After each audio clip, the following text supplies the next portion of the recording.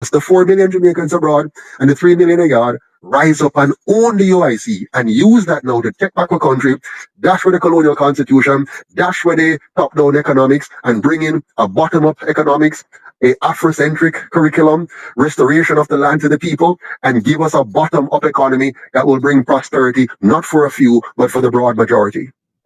Joseph, there's another point though, and this is it. What can Jamaicans do now to put pressure on the National Debating Association? Go on social media and on the Debates Commission social media pages and tell them you demand that the UIC be added. Go on radio, call the radio, call the television, and demand, call the UIC and say, come, make us have a protest in front of the Debates Commission. Let it be people-led. The last time when I lead it, they blocked me up. Right? So let it be people-led. So all of we know. And in the diaspora, call, write, send email, and then keep copies of your correspondence and post it on social media. Go on TikTok.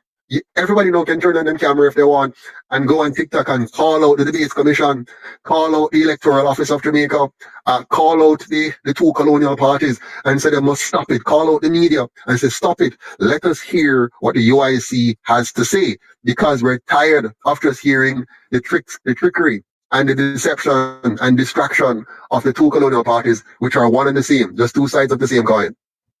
How many official registered political parties are in Jamaica now? There are 4 registered parties, and hear me clearly on this. There are 4. Back in 2017, 18, 17, 16, 17, the two colonial parties, under the auspices of their colonial masters, brought in new laws and new regulations requiring parties to register. Prior to that, these two parties had a free-for-all, did whatever they want. They realized, though, that the country is at a precarious position where people are starting to look for something else. So they passed these laws to, in effect, get rid of third parties. So in 2018, they got rid of all third parties, and you only had 2 parties in Jamaica, officially now, by law. The UIC challenged that system and battled with it for 2 years. 1 year preparing and 1 year fighting with them to accept their own standards. The very standards they set, we met all of them and they didn't want to accept it. No, we got it. And then once that was done now, the UIC became the official third party. Just before the 2020 election, they quickly approved a 4th. But the purpose of that 4th is simply to be a distraction. Notice that 4th party didn't exist anymore until now we're about to have an election again. They pop up again. So they're really a distraction. So that party is not to be taken seriously. Their goal is really to undermine, because they know how the Jamaican people are, right? We're not very sophisticated and intellectual. So all you have to do when the time comes, just put in a distraction, put in confusion, and the people will default to the norm. They'll just go back. Sure, we can't bother with that. There's too much confusion. And what they do, exactly, and what they do too with this fake 4th party, what they do with that fake 4th party is this. They get them to make outlandish claims. They're gonna pay off the debt in 30 days. They're gonna buy massive aircraft and tankers, all kind of foolishness. And that does create a lot of hysteria. Foolishness that. And they just go back to the 2. It must not be allowed to work this time. We must focus on the 3 real parties in Jamaica. And it's the 2 that is run by the PSOJ oligarch, and the 3rd, or the only one, which is owned by the people of Jamaica, and that is the UIC. It is very interesting you're saying this, and I said I've been looking at it and listening to it, and I was speaking to even another person today, and we're talking about the power of third parties being the kingmaker. We're not expecting you, of course, Joseph, to win 63 seats, but of course to win some significant seats that can, change the game, be a disruptor in the process. And I believe that Jamaica is a right time for this. People are saying Barack Obama would never be president. Became president twice. It was like trouble twice. I believe nothing is impossible, because even today I was on TikTok walking in the park and I was in a political mood, and this person came on and said, "Why are you guys trying to attack the prime minister?" I said, "What?" And then the person said, "Why you guys in the diaspora want to undermine Jamaica?" I said, "What?" You know what I'm trying to say? And this is the sort of thinking that needs to be challenged. Of course, because what they're saying is the prime minister should. They want bad governance to continue, where we must not question the prime minister. We must not question his finances. We must not question is continued violation of the weak constitution we already have, is consistent attempts to undermine the very structures of governance that are in place at the moment. We must not question anything. But here's the worst part. Here's the worst part of all of this. The worst part of all of this is that if we do not have a 1 or 2 or 3 or 5 UIC candidates elected in the next election, what you're going to have is a cementing of permanent bad governance. The Prime Minister wants to undermine the Integrity Commission. The Prime Minister wants to undermine the judiciary. The Prime Minister wants to undermine transparency in the contractual process. The Prime Minister wants to undermine the entire fabric of what we believe to be a democracy. And so if we do not stand up now and get a third voice in the House, it means we're locking ourselves. Because to be honest with you, Mark Golding and the PNP is extremely weak. They're really no real competition for the existing government. And the reason why they're not is because they have undermined their own authority. They have failed the Jamaican people so many times, and no other party has had 18 and a half years straight in office to fix things. And they came out of 18 and a half years, they came out leaving Jamaica bankrupted with FinSAC and all of that, right? So they're not credible. They're just not credible. And this party now, the one in power, they are a PR party. They're very good at PR. They're very good at propaganda. They're very good at misleading people. And so we run the risk of electing either of them and continuing the process. Now, here's the thing. Having the UIC in office with 1 or 2 seats or 3 or 4 seats, we now would have the balance of power, meaning neither of them may form the government. Listen to me carefully.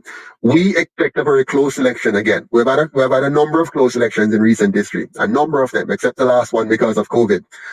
Normally, you're going to have a 31-32 or 33-30 or 29-34 kind of position, right? If the UIC wins 1 seat and you have a 31-31, neither of them can form the majority. They'll need to come to us, which means we'll be able to influence policy. If we have 5 seats and the 2 of them have 28 each, right? Yes.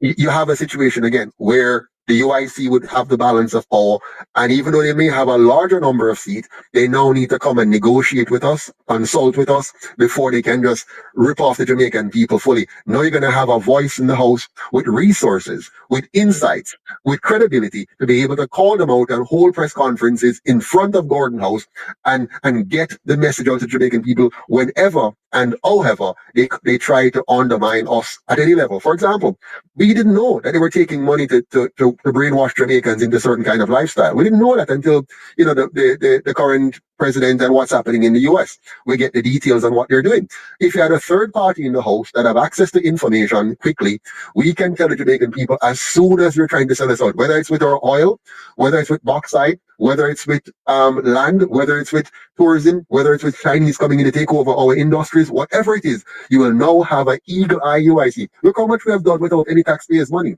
We have represented the Jamaican people on so many fronts and forced the government to have to change course without having a single seat in Parliament. Just imagine when we have 1, 2, 3, 4, 5, or 15 seats. Sometimes people will say to me, I hear of the UIC, but I do not know what they stand for. In a nutshell, and I always tell the director and say, listen, there's an interview I had with them, and you can see the details.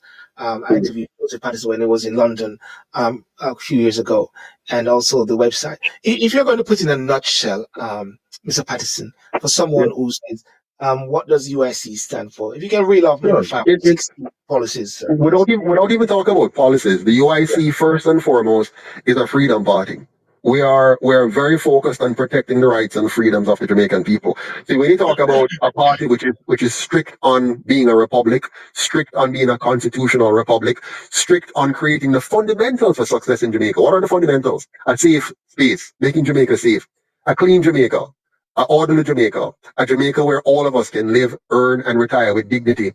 And for that to happen, you need to fight against all forms of corruption and make Jamaica a country that is a model of good governance in the world. If you put in place good governance, you're going to get value for money from our taxes, lower costs due to corruption, and higher benefit due to effective and efficient projects being implemented, such as better infrastructure, better schooling, better healthcare, and an economy which is bottom up rather than top down. And by bottom up, what do I mean?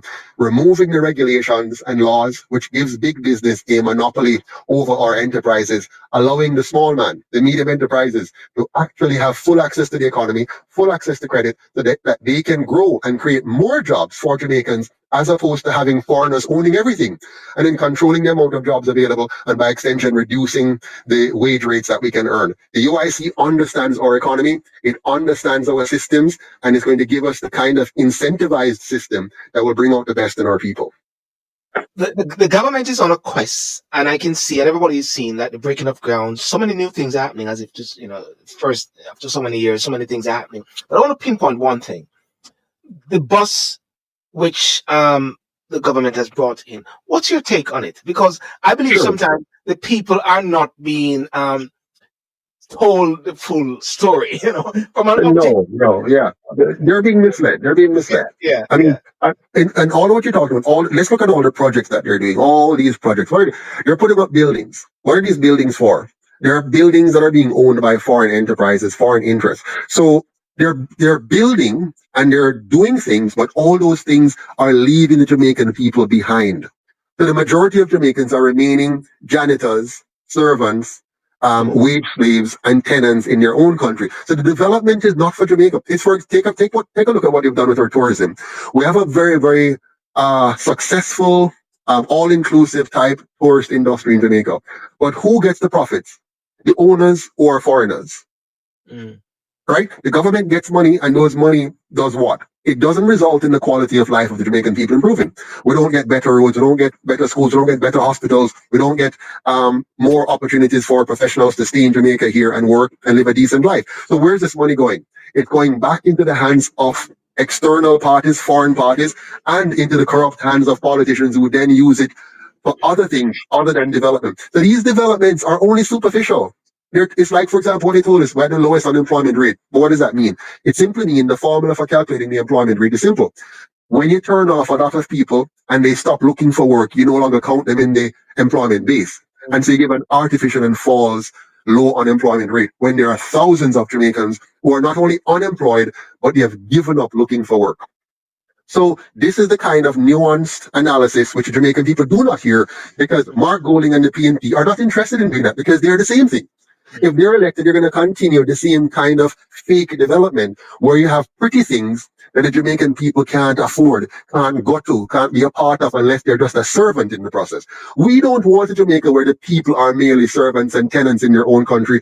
We want a Jamaica where the people are enjoying the prosperity. We want a Jamaica like Singapore, where the average citizen is enjoying a high standard of living, not simply having a pretty little spaces in the country like we have here, some pretty areas that the rich and powerful come to and enjoy, and the rest of us just look at it longingly and can never get up there. We can only get a job at night to clean the bathroom or to stand as a security guard at the door.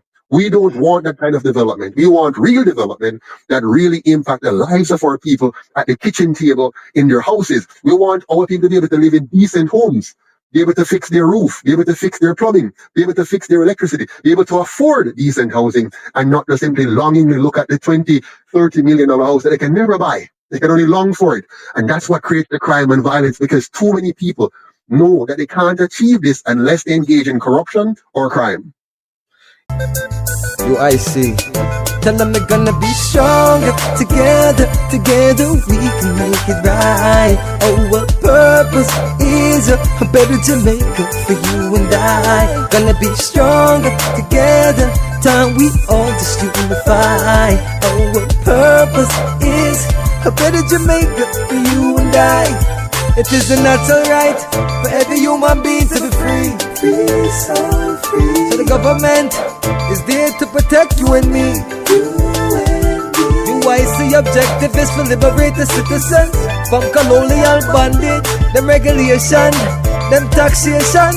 Rob Jamaica, we independent. Be stronger together we can make it right.